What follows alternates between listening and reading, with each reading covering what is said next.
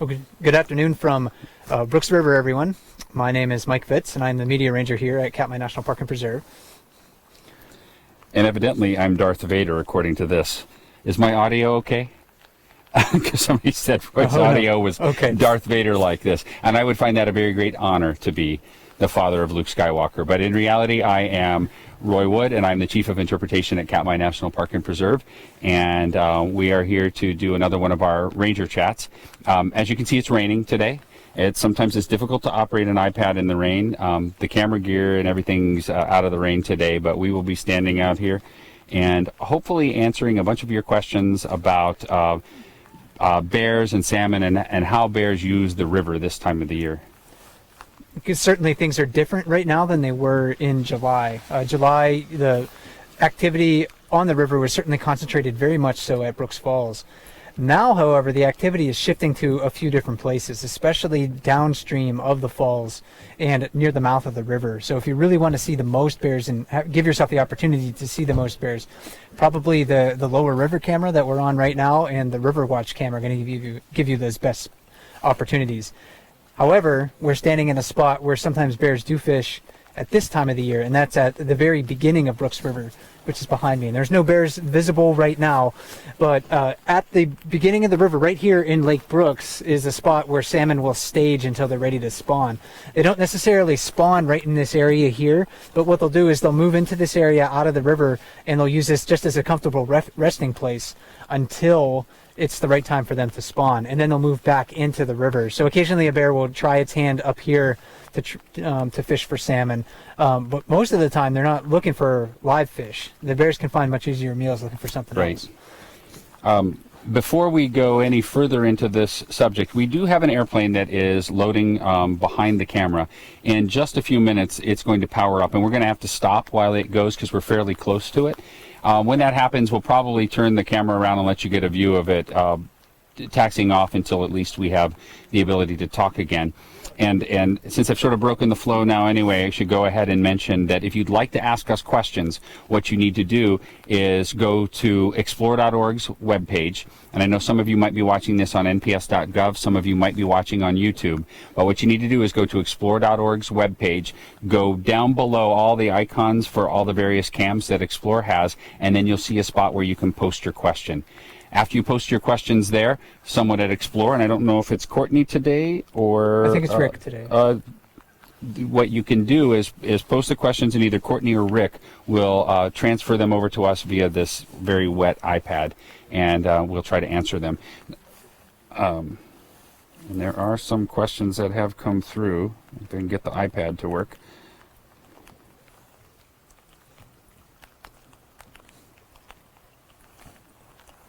So in the meantime, while you were fidgeting with your favorite toy that you're supposed to know how to work, I can kind of update everybody on some of the things that we've been seeing here along the river. Bear activity right now has been a little slow from past Septembers that I've seen here. And we're not really sure why. The bears that are showing up are really well fed, so it's not like there's a lack of salmon in the watershed here. I think they're finding a whole lot of fish to feed on. But we had salmon arriving into the watershed a little bit late this year. It seems like the timing of it maybe was a week or sometimes maybe close to 2 weeks behind what it normally is. So that I don't know if this is true or not, but maybe the salmon are delaying their spawning activity this year just a little bit, which means that there could be salmon available in a lot of the other streams in the area. So that could be keeping bears away. You know, why come to Brooks River if you can go right over here on Lake Brooks somewhere else and you can find salmon spawning there? You don't have to deal maybe with as many bears. You don't have to deal with as many people. It's quite possible, I think, that the bears are still fishing on other streams. Well, and I was talking to some people about that this morning, and oh, we do have a bear behind us now.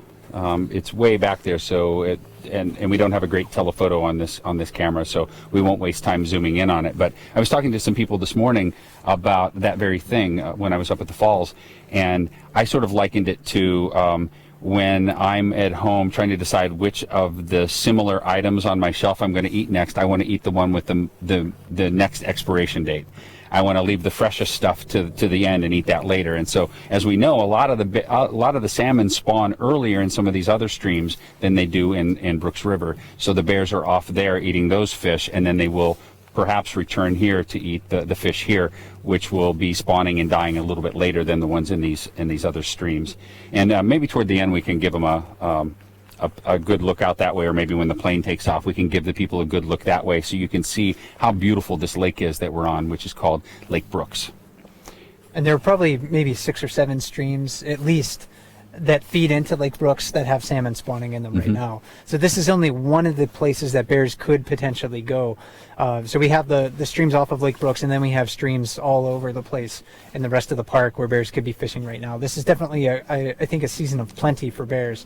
Springtime's not so great, but right now is definitely a season of plenty. And here goes the plane taking off. So we'll give you a somewhat obstructed view of the plane taking off. And we'll just be quiet for a little bit because it's going to be really hard for you to hear us.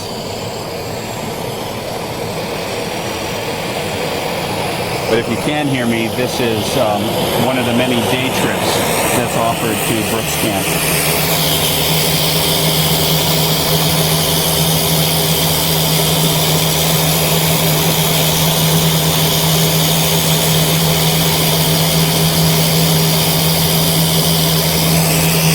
If any of you are plane aficionados, this is a turbine otter made by de Havilland, a Canadian company. Haven't been made in something like 40 years, but it's one of the workhorses of the Alaskan bush.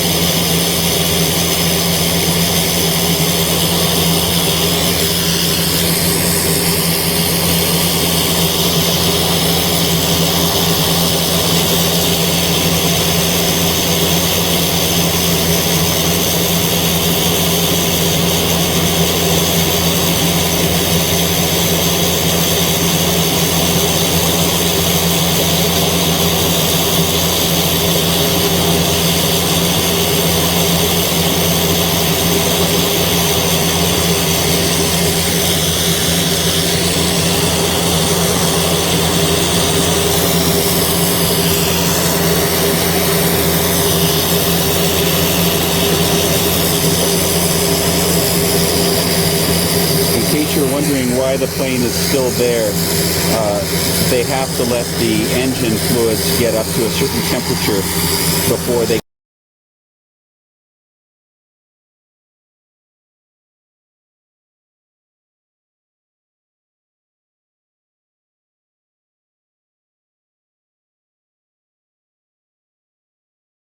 connections like that, do a little bit of adjusting of the prop, and then it'll take off. This kind of plane, as soon as it pulls away from us, it'll be much quieter than this, and we won't have to wait much longer.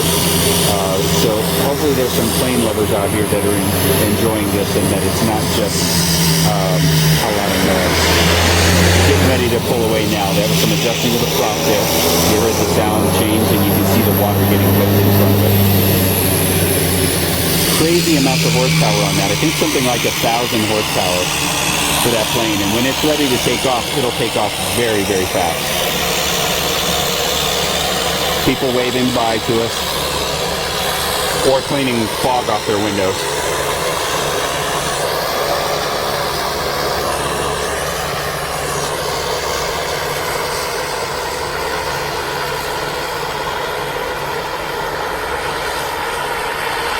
So as that plane pulls away, again, that was a turbine otter. It had an engine modification a few years ago to replace its radial piston engine with a turbine engine for greater speed and horsepower and reliability. The other plane that's coming in, hey, Michael, do you want to give us the other plane?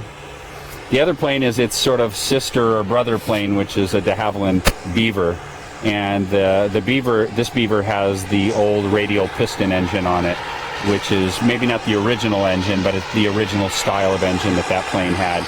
When they come in at much lower RPM, so they're a lot quieter when they're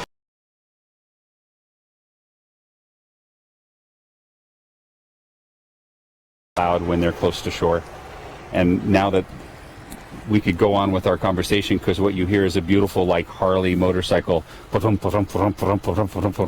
with the turbine. Now I've forgotten where we were completely. Probably talking about bears and salmon. Yeah, we were talking about bears and salmon. You can go ahead and point it back at us now. Well, hopefully there were some airplane lovers on there now that got to see a little bit of that, and closer than what we normally get to show you. Yeah, so I think we were talking about how bear activity here is a little bit delayed this year compared to last, and I think that's just because the salmon are still available in other streams. We're starting to see some of our regular September bears showing up. Last week, number 409, Beadnose, showed up. Today, I think for the first time this September, 402 and her 4 cubs showed up. She was down at the falls. Yeah, so a lot of regular bears. One thing that I know we're probably going to get asked about, so but while I'm thinking about it, maybe we could answer it, is that people may want to, they're probably wondering, is 402 big enough? Does she look healthy enough to us?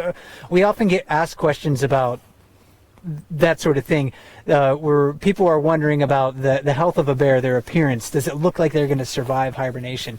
And if you see pictures of 402 from last year compared to this year, she is certainly not nearly as big this year as she was last year, and that's because she's caring for 4 cubs. Right. Last year, at the end of the summer, she was on her own, and she was a hippo. She was giant. But this year she's fairly, and she's thinner because she's caring for those 4 cubs. When you see these single bears here that have so much food available to them, there is a request here to restart the Pterodec. Okay. How does our audio sound to you, Michael? You sound okay there? Channel 1's a little low. They said to restart the Pterodec. They're having audio problems. We don't see... Okay, we're going live now.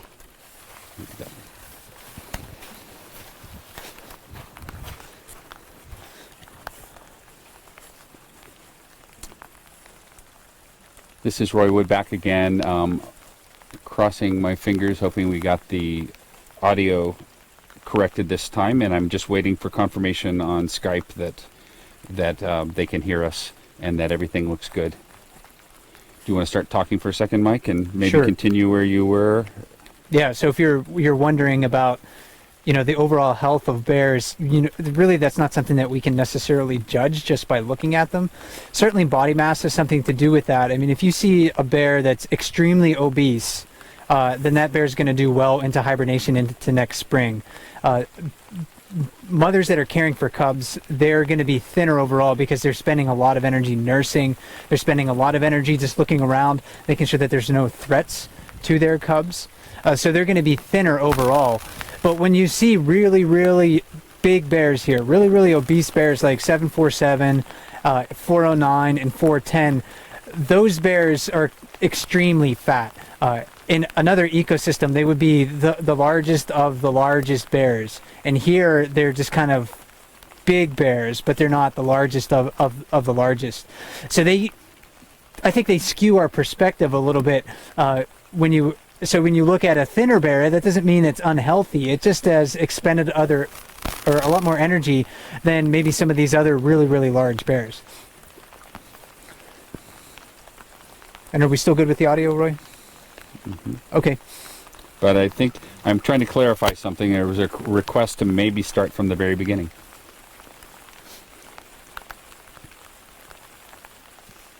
Yeah, so we can do that if we need to.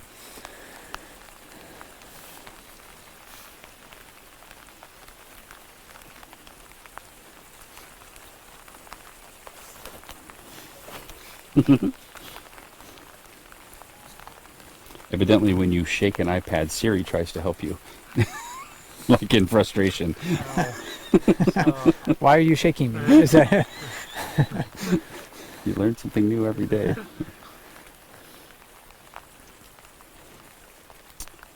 Okay, they said they had no good audio since the beginning, so we'll start again. over. All right. Hello, everyone. My name is Roy Wood, and I'm the Chief of Interpretation at Katmai National Park and Preserve in Alaska. And my name is Mike Fitz, and I'm the media ranger here at Katmai.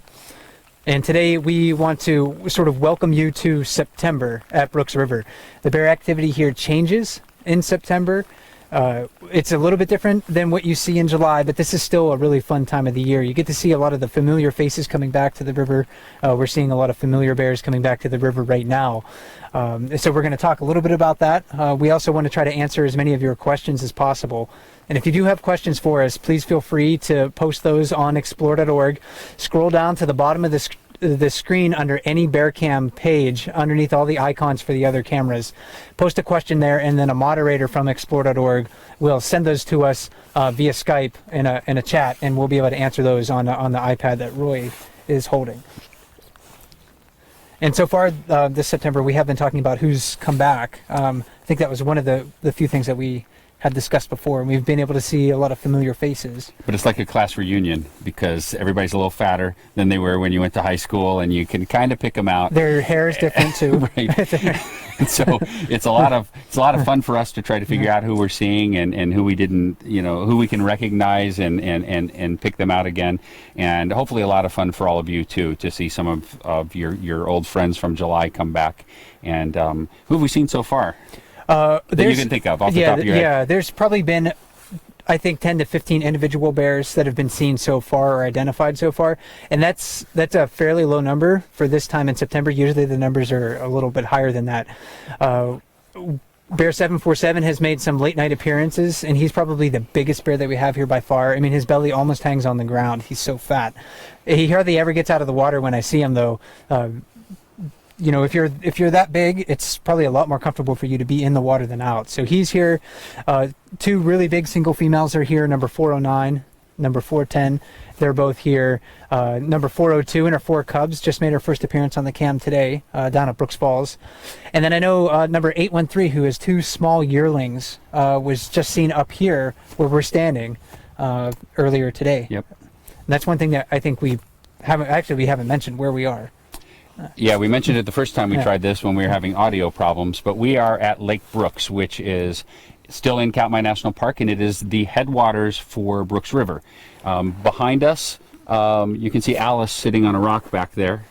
We don't have a very good telephoto on this camera, so you probably won't be able to see it, but there's Alice sitting on a rock, and the Bearcam viewers know who Alice is. The Bearcam operator over here right now has no idea what we're talking about. But that's where Brooks River starts, and it flows for about a half a mile, falls over Brooks Falls, and then continues for another half a mile or so out to the lower river area and into Naknek Lake. And so this is a spot where we have not done a Bearcam chat before. We did one in June down this way, closer to the outlet of the lake, but for bear safety reasons and so as not to displace any bears, we opted to do it a little bit further away from the area that perhaps a bear will come and try to feed later, because we don't want to disturb them any at all if we can avoid it. And that's one of the things I think, since we're on that topic, that maybe we can mention too is here at Brooks River, people can go almost anywhere. So I think it is really important, anybody who is considering visiting Brooks River, that you try to consistently view bears from places that they're expecting us. And that shouldn't be necessarily everywhere, but maybe in certain locations like Brooks Falls, certain places at the lower river, because even though a bear may be approaching the spot that you're standing at, may not necessarily want to come any closer because you're standing there. So we may displace certain bears from food resources if we occupy all space here on the river. So we have to be very careful, I think, about how we want to use this place. It's a little bit of a tangent that I've been getting on. I know there's been some discussion on the bear cams about that recently, but Katmai is, we may see increasing visitation in the future. Anybody who is wanting to come here, I think, everyone wants the perfect photograph, but we also have to make sure that we're, viewing these bears in a manner that that in a way allows them to gain access to the food resources. So that's why we opted to move a little bit further away from where we could have positioned ourselves, which is a few hundred yards closer to the river's edge. And at some time during this chat, the camera may pan that direction a little bit, and you may see that there are some people behind us that are a little bit closer. They're 50 yards away from the area where the bears typically fish. But all of our gear here with the camera and the Johnny 5 and all of our junk, it makes a much more imposing, perhaps frightening presence for a bear, and it might choose to avoid the area if it sees this big black and green thing, which some of you, if you've seen before our setup when we go mobile like this, it's a little weird looking, and I think if I was a bear I might give it a wide berth rather than try to come through it. Also, if we need to move, this gives us a lot more time to figure out that we need to move if a bear starts coming from the feeding area behind us. So it's a good spot for us, and hopefully a good place for you to see us do a chat. You mentioned some of the bears that have been seen.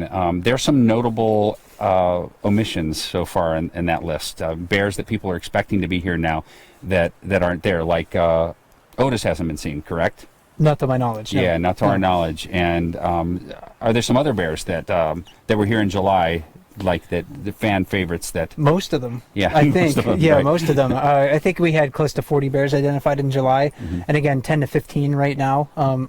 The bear monitor, Leslie, she's been doing her monitoring sessions, and I've talked with her just a little bit about what she's seen, and there's been about a dozen bears or so, and then I think a few others that maybe she hasn't been able to quite identify yet.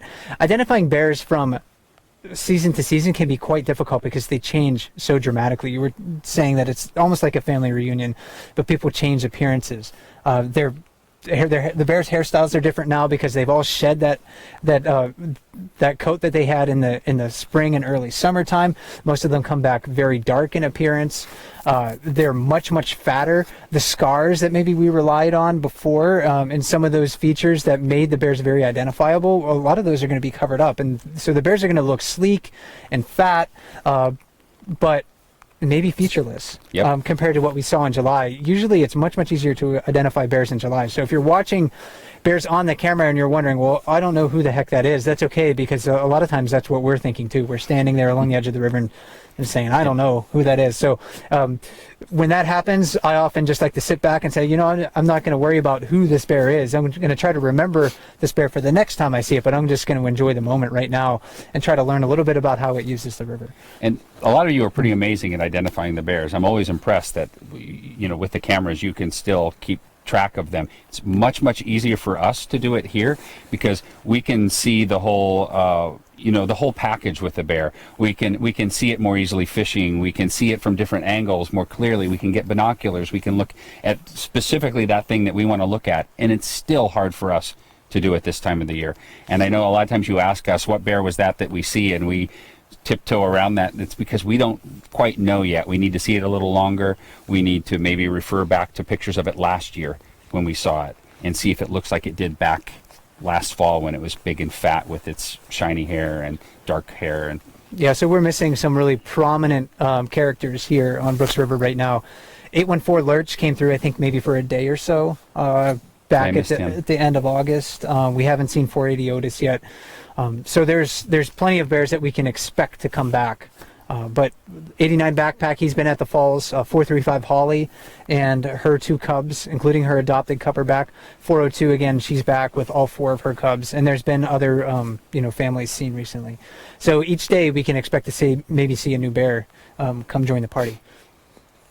And aside from them being larger, fatter, sleeker, harder to identify, you're going to see different behaviors with them this time of the year. Much of the activity in July was focused around the falls, the fish jumping the falls, and the bears, at least the ones that fish the falls, trying to catch them there, and less activity at the lower river. And now what we're going to see is more activity on the lower river cams. It'll be very leisurely activity, but it'll be more bears, probably, maybe a few more bears tomorrow, a few more bears the next day, a few more bears the day after that. You will see this gradual increase, and most of them will be seen on the lower river cams. And they'll be looking for those fish that are spawning and those fish that are have spawned and are in the process of dying. And that's going to lead to an awful lot of snorkeling, which is faces in the water, just walking around, ears out of the water in most cases, but faces in the water looking.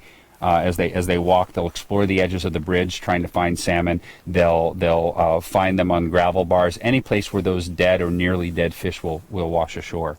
And that, I think, is an interesting behavior to observe at this time of the year.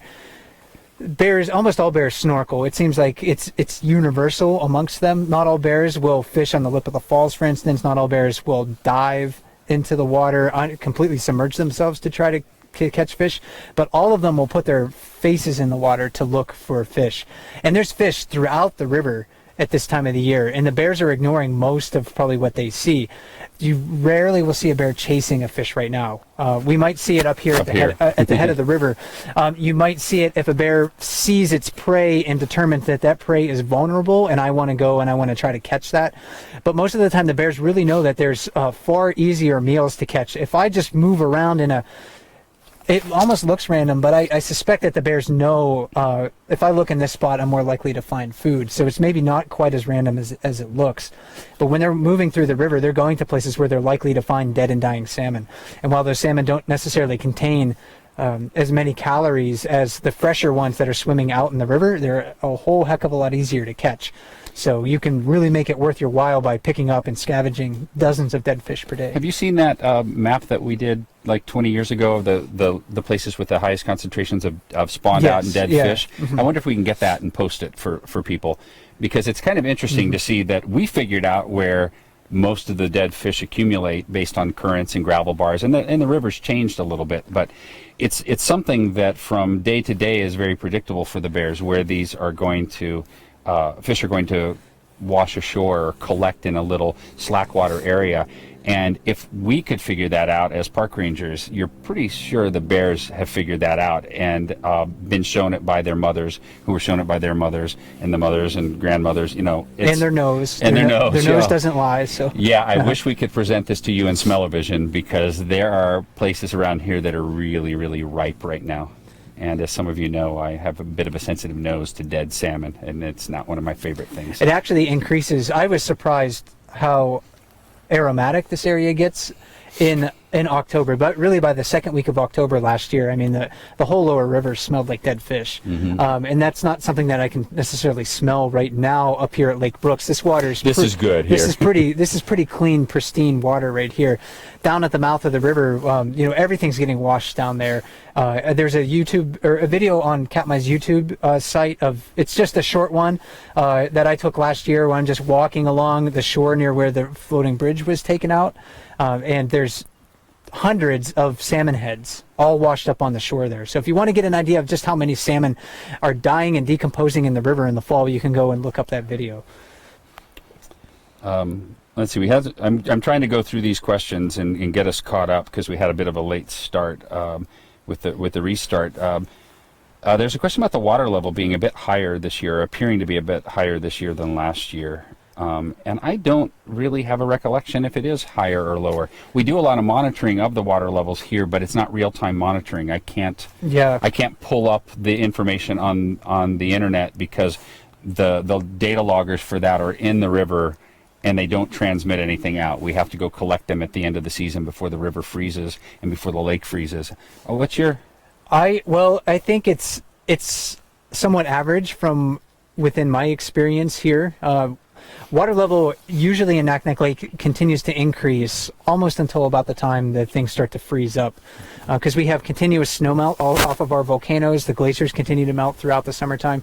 So rain. And there's a lot of rain, and there's a lot more water usually in the summertime flowing into the basin than what flows out.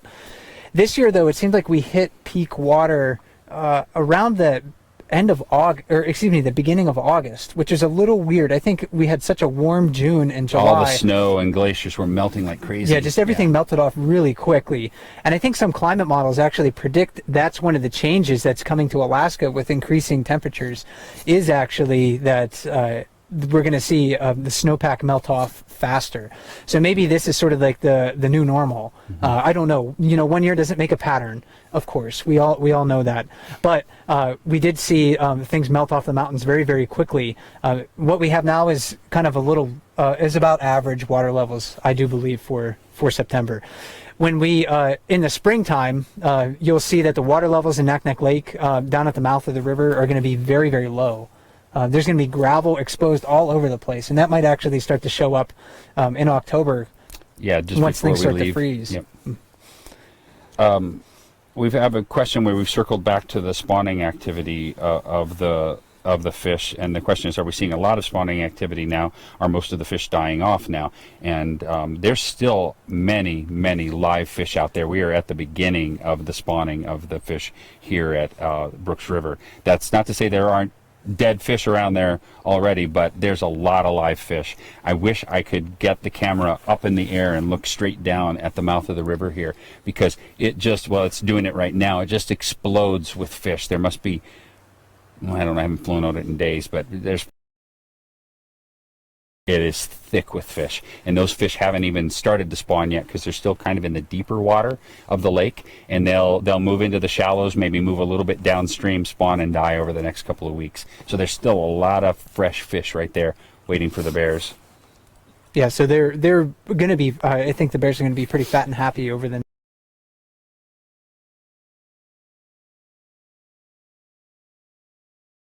September, and really peak bear numbers come at the beginning of October. End of September, first week of October usually is when we have the most bears here. So you're watching on the cams, you have that to look forward to. We probably won't see less bears throughout the month. We'll only see more bears until the first or second week of October. Now, if you're walking around camp right now, which we get to do all the time, and one of our visitors one of our questions was from a visitor who had done that in the past, they were noticing lots of undigested berries in the scat. And we see that, and we're always amazed by it. These, like, the most vile puddle of, bear pudding with beautiful red cranberries, it's like just like sprinkled in it, like a smoothie. It's like a smoothie with cranberries completely untouched. What do you think's going on there? That they're not the berry that maybe passes through their system that looks whole. There was a whole lot more that got chewed and digested. And I think Grant Hildebrand last year actually told me, I don't know if this was during a chat or not, but he said even those berries that pass through them whole, the bear's digestive system is actually really good at absorbing those sugars out of them. So maybe what's left is just the tough cellulose. And they're still absorbing a lot of those sugars. We were having a discussion this morning, the cameraman and I, about maybe those berries are like the coffee berries that pass through the civet cat, if they've been enhanced in some way by passing through there. There's a lot of viable seeds in there for sure. So when I'm walking up, like on Dumpling Mountain, and I'm picking blueberries, because I'm very fond of blueberries. Really? Yeah, if you didn't know that about me, I certainly am. So up on Dumpling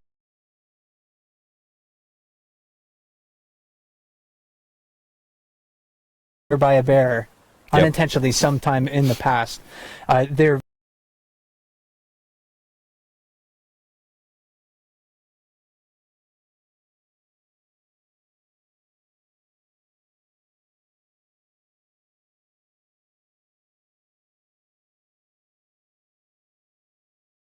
and they get deposited in this perfect little pile of fertilizer. Maybe that fertilizer burns the vegetation underneath. It suppresses the vegetation, so those one or two of those seeds can sprout and germinate, and all of a sudden they end up finding that, hey, this is a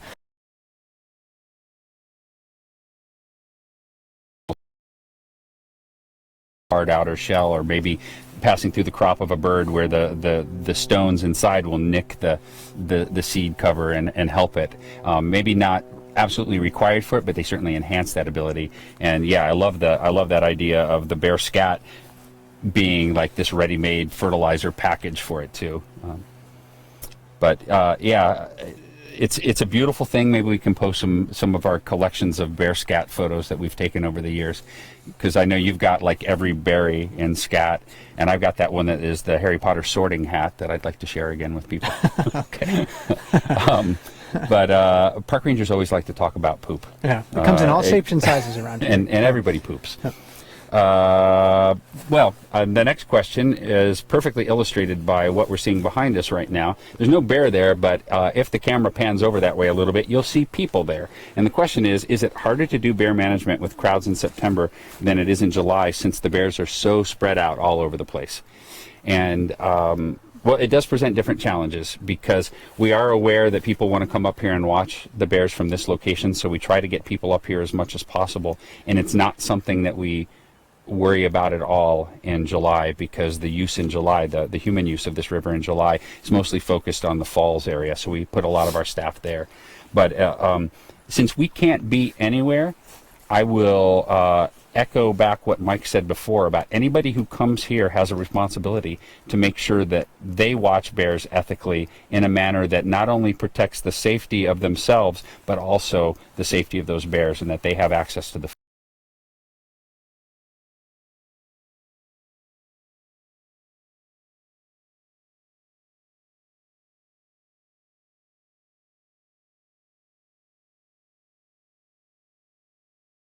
keep the distances and keep everything going. One of my most important tools that I have here that allows me to really enjoy bears from a distance is binoculars. So if you are coming to visit, I certainly would recommend binoculars. That allows me to see a lot of things that I wouldn't necessarily be able to see unless I was very close to the animals. And even if if you're looking at a bear and it doesn't look like it's really responding to you or reacting to you, that doesn't mean there's not a physiological response inside. There's been some, it's been in the press recently about, I think in Michigan, there was somebody who was researching black bears that were collared, and the collars allowed them to monitor heartbeat in the bear, and he flew a drone overhead, and he found that even though maybe the bears didn't fly, or the bears didn't run away or didn't go very far, their heart rates still increased pretty substantially when they had that drone flying overhead. So he actually ended up concluding, I think, that if without that data that suggests that told him the heart rate was going way up, he would have said the bears didn't care about the drone at all. So there isn't always a response that we can see, and that's why I think it's just so important that we make sure that we're trying to reduce the stress load on these animals, because people can go virtually everywhere here at Brooks River. Right. We're at about the halfway point, and so we always like to, at the halfway point, take a little bit of break and once again remind everybody who may have joined us later who we are. My name is Roy Wood, and I'm the Chief of Interpretation at Katmai National Park and Preserve. And my name is Mike Fitz, and I'm the Media Ranger here. And we're trying to answer questions for you. I'm not sure what number we're up to right now because we had a restart, and I haven't been really keeping count. But if you'd like to ask us a question, go to explore.org's website, go to any bear cam page, scroll down past all the various cams that Explore offers, and then you can post your question there. A moderator will review those questions, and if it hasn't been asked already, and if it's sort of on topic with what we're sort of talking about today, they will send it to us on the iPad, and we'll try to get to it. We'll go ahead and jump on to a bead nose question. I did not see bead nose when she passed through. Bead nose bear 409. This question is, does Bead Nose appear to be on her way to beating 410 in the Fat Bear contest? She's a top candidate to win that this year. She's tubby. Is there a male and a female bracket for? You might want to explain Fat Bear Week to people. So last year it was kind of a thing that I had thought of. I don't know when I thought of it, but I wanted to get people to compare the fatness of each one of these bears, and we had a little bit of a Facebook contest. Last year it was only one day. It was the first day in October. We called it the first Tuesday in October. We called it Fat Bear Tuesday. So you would vote for the fattest bear, basically, because fat means survival to the bears right now. So I wanted to illustrate just how obese these bears get to survive the wintertime. And we compared and contrasted July photos with fall photos of these different bears. And number 409 certainly was very, very fat last year, and she's already very, very fat this year. So I think she would be a top contender. Last year I actually gave her a bye in the contest because she was so fat. So this year I think she might get a bye too, because she's one of the favorites. I would like to expand it to be a whole week to allow more people to participate this year. So we'll have, I think, a Fat Bear Week, and we'll conclude with Fat Bear Tuesday, first Tuesday in October, where maybe the bears are at their actual fattest. So look forward to that. And on their way to getting that fat, they're eating a lot of dead fish. Does that cause any problems for them? Maybe some. I mean, we see that their stool is not so solid. Yep. Definitely, the scat that's filled with salmon is very, very runny. It's a high water content diet, a lot of protein in it. But it is basically just like diarrhea that comes out.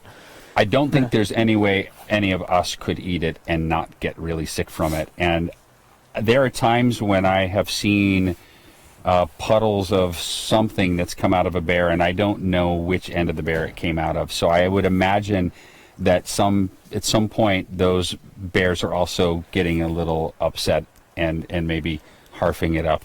We see them do that when they eat too much at once. Just one of the funny things we get to see at the falls. Yeah, too. they will vomit sometimes if they eat too much. They also right now are suffering they eat so much salmon that they probably all suffer from tapeworm infestations.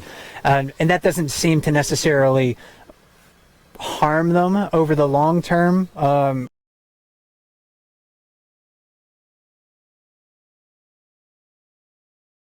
Or absorbing too many nutrients from them. But the mammals are sort of like the alternate host for a species of tapeworm that lives inside of the flesh of salmon. So a bear eats raw salmon, it ingests the cyst. The cyst ends up hatching within the tapeworm, within the gut of the bear. The tapeworm grows to many meters in length sometimes, and then eventually the tapeworm passes through the animal. The eggs get thrown out into the water. The little baby salmon eat the tapeworm larva or whatever it happens to be, and then it migrates into the salmon flesh, and then the process repeats itself. So that's something that they're maybe suffering from right now. Every once in a while you might see a bear water, and that's a big long tapeworm. So one of the more photogenic sights you can probably capture on the camera. I haven't seen any this year. Not yet. Usually when we have a dragger, which is when they're dragging down the trail, somebody gets on the radio and will let us know that we have a dragger, and Mike and I run out and try to get a picture of it. Because why not? We've moved on to a number of questions about denning, and we typically talk. Like one of our later chats, we'll talk about hyperphagia, but maybe we can go ahead and introduce that as one of the steps that leads to successful denning or hibernation. We're at the earliest stages of this period that would be known as hyperphagia, which is a period of time when the bears just eat and eat and eat, and it's just an insane amount of eating. And if they're not eating, they're sleeping and probably having dreams about eating.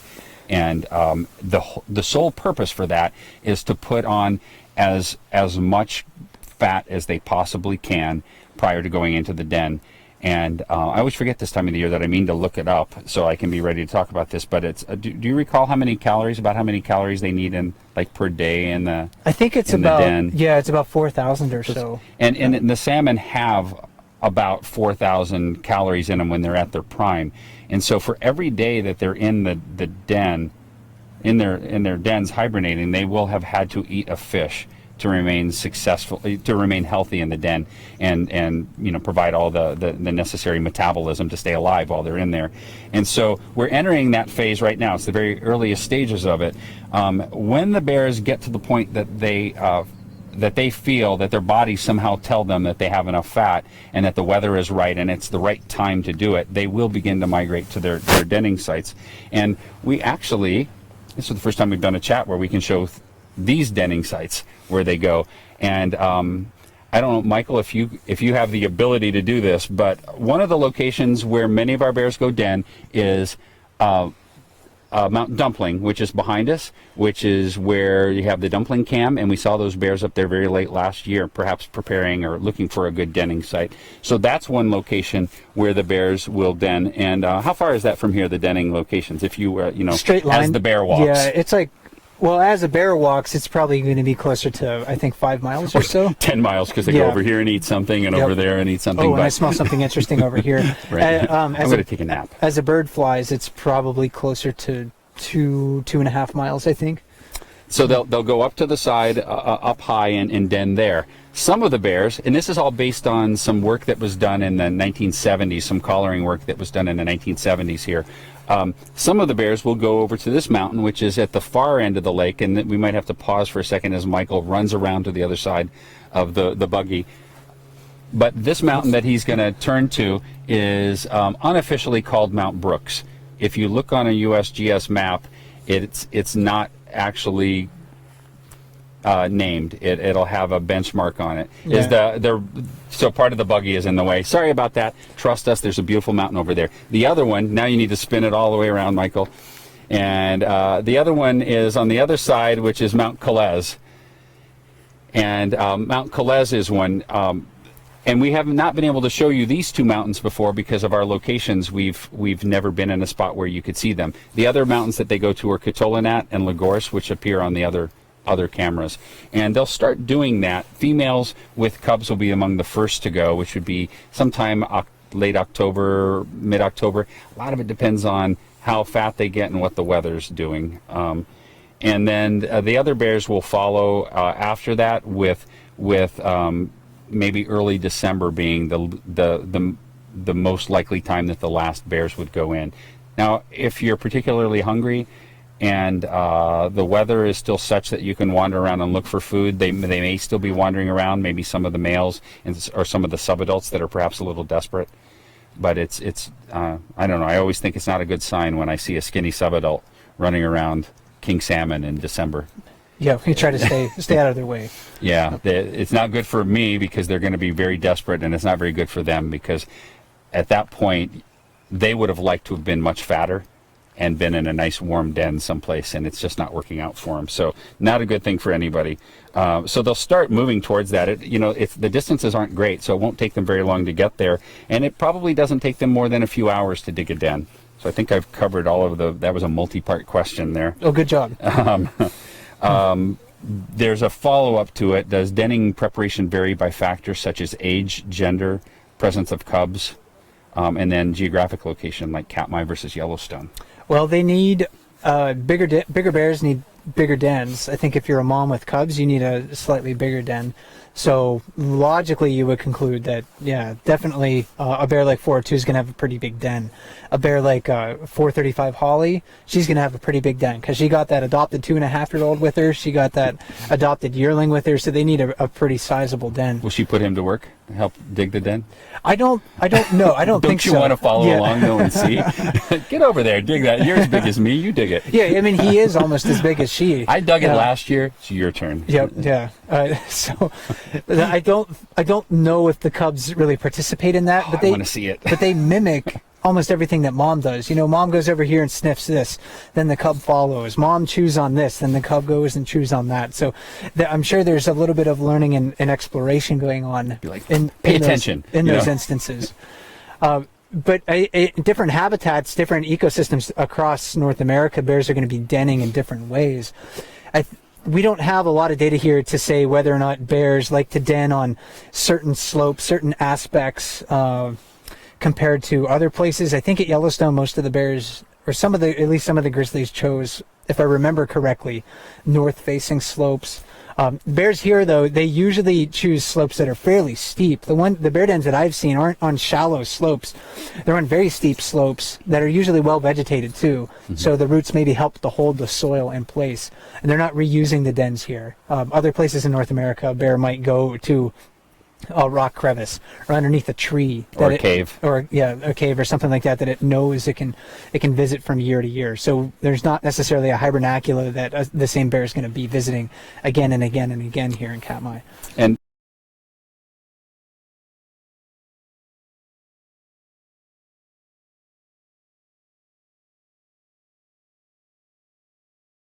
it's going to be buried. It's pretty far It's going down. to be like the first thing ever posted on our Flickr page. So you can, I'm sure somebody has it bookmarked. They can probably post it in the chat for everybody. Love the cams if you're watching. Could you drop that link in there and help everybody out? So yeah, if you wanted to get an idea of what a bear den on Dumpling Mountain looks like, because that's where I found it, near the top of Dumpling Mountain, you can go to Katmai's Flickr page and look for that. So we answered about do they return to the same dens. There's a question about what I was doing on hibernation in August when I wasn't around. I was in town working on various things. Everybody was wondering. They were worried about I you. took a little Don't worry. vacation while I was in town, and Mike and Landis and Becca were holding down the fort doing the chats. So, but I do have as the chief, I do have other things that I'm supposed to be working on, like exhibit projects and theater installations and stuff like that. So that's what I was doing. Nothing wrong. Just a little time out of Brooks Camp to do the other parts of my job. This is the most fun, though. Let's see. I don't think either of us probably has the answer to this. Does hibernation help with the tapeworm infestation? I love parasitology because it was gross, but I don't know that ever came up. I know virtually nothing about tapeworms, but I know that they like to eat a lot, maybe just as much as a bear. And a bear has nothing in its digestive tract during hibernation. So that at that point in time, the tapeworm might be suffering quite a bit.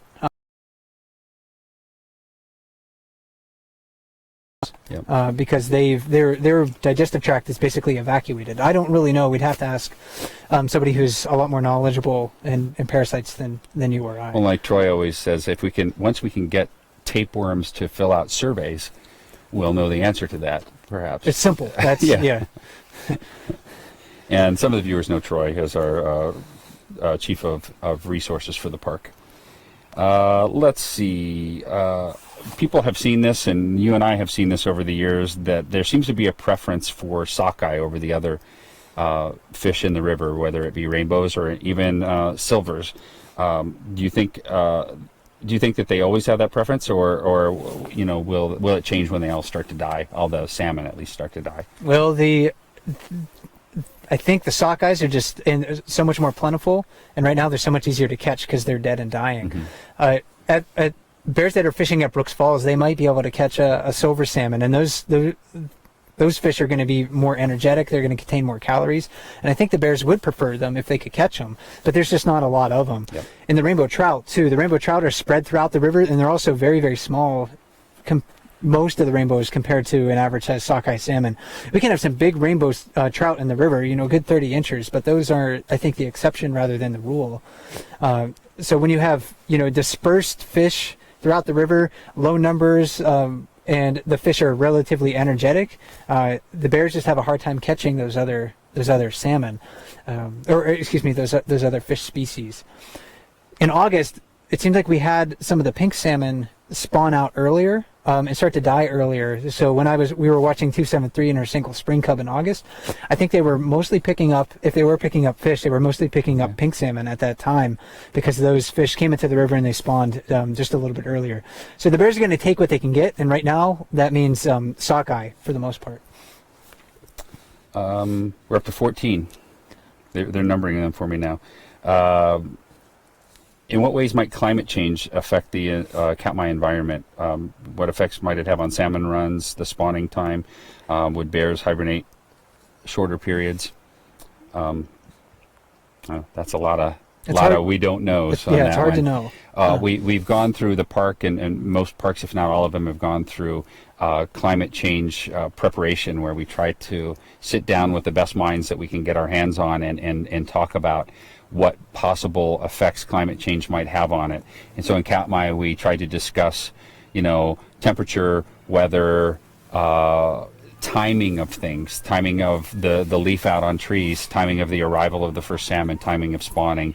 And there's still so many variables there, but many things are really closely tied to specific timing. I mean, we've been talking about that today, about how the bears are off probably catching the salmon that are spawning and dying in other locations, and they've got this timeline where they know if that's happening here, then shortly it'll be happening in this other location. And so wildlife has figured that out.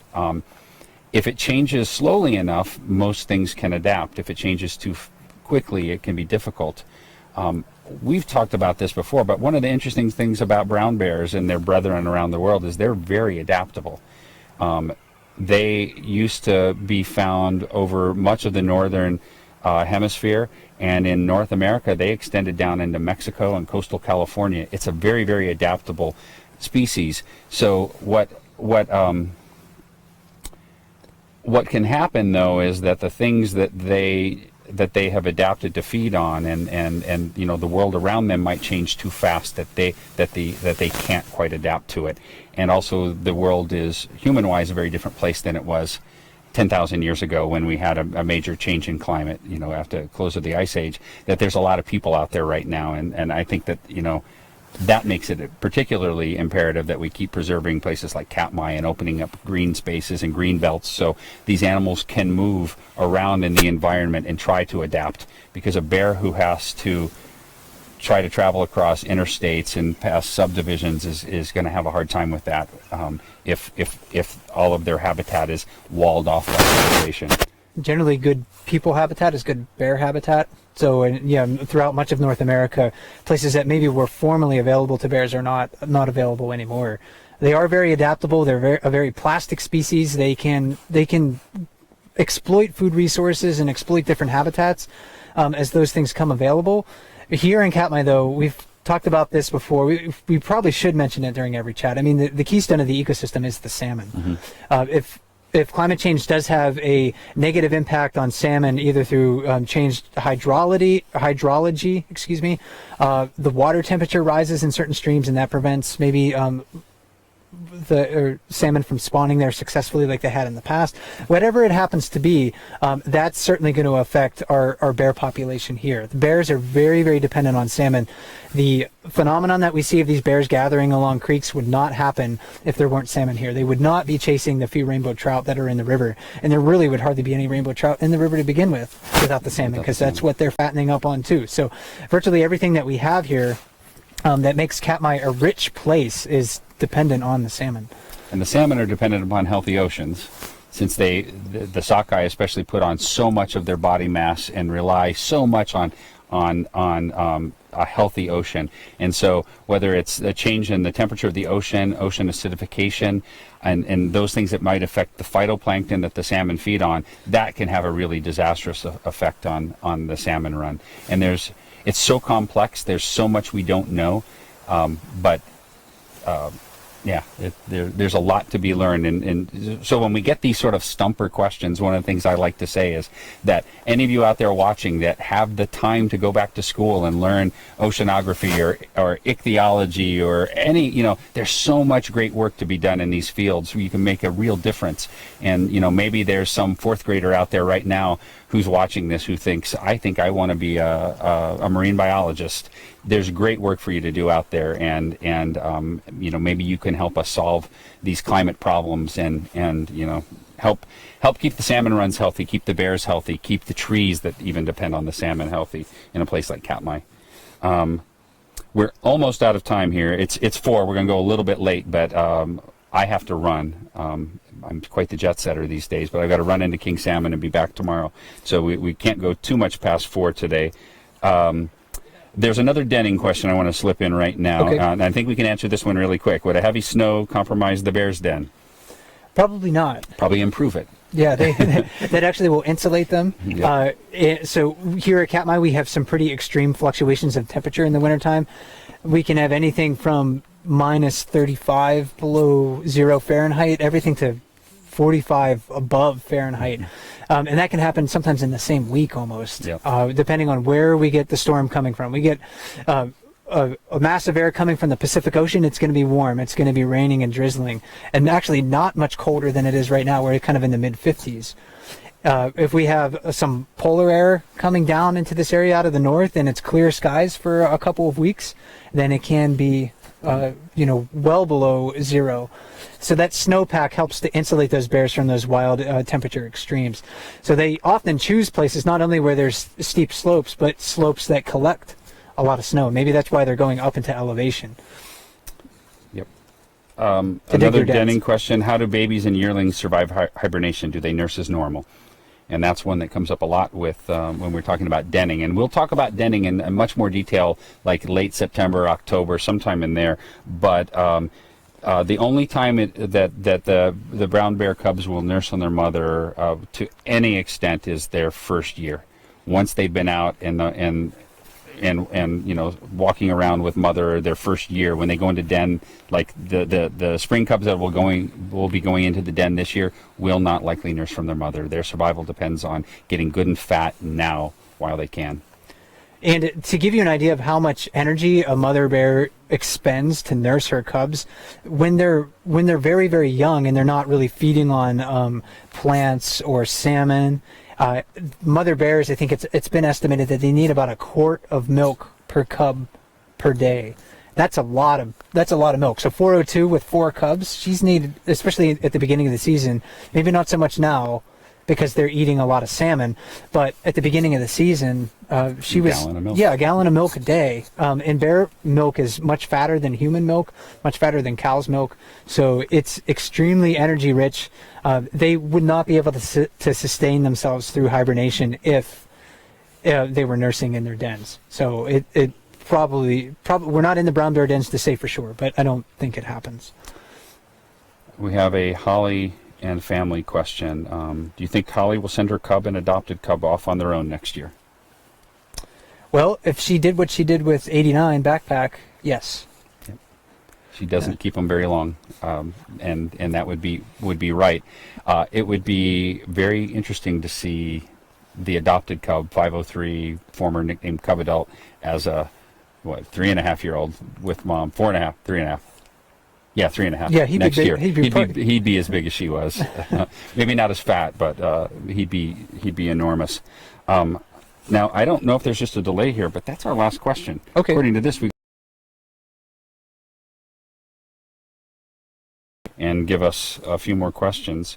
We'll give them just a moment to see if any come through, and I'll make sure I didn't miss any. But yeah, at this time of the year, definitely be looking for new bears to show up every day. It's a very, very fun time of the year to watch the bear camps. And I, like July, I try to be out almost every evening watching the bears, getting to know them just a little bit better, to see some of the familiar faces, get to really, I guess, know their stories just a little bit more. We're often asked, who's your favorite bear? And I always sort of say, I don't have a favorite bear. I have bears I like to watch for certain reasons. So I like to see certain bears like 89 because he was very resilient as a cub. He had a very severe leg injury, it looked like. Great story. Yeah, and he survived through that. Now he's an adult male fishing here along Brooks River. 402's story this year I think is very interesting because she came back with 4 cubs, which was unexpected, and she still has all 4 cubs. So she's playing, right now that family's against the odds. It's not like bears to keep all 4 cubs and wean them. So how will her story conclude next year?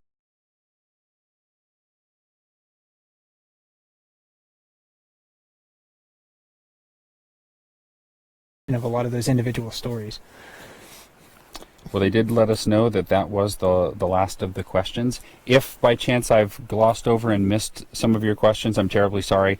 Mike and I, if we have time, we'll often go on the site after we get back, although we're a little further away from our office right now, but we'll try to look and see if we can answer some of your questions. If you had more questions on denning and more questions on hyperphagia that maybe weren't passed on or you feel like didn't quite get answered, we will do chats on those later, so you'll have another opportunity to ask those. But I guess in the meantime, we'll go ahead and say goodbye for now. Thank you once again for joining us on this chat. If you joined us late, or if you missed something, the phone rang, somebody came to the door, you needed to leave for a while, within a couple of days, Explorer will usually have this posted on their YouTube site, so you can go back and watch it again there. So until next time, thanks for joining us, and goodbye. Yeah, have a good day, everyone.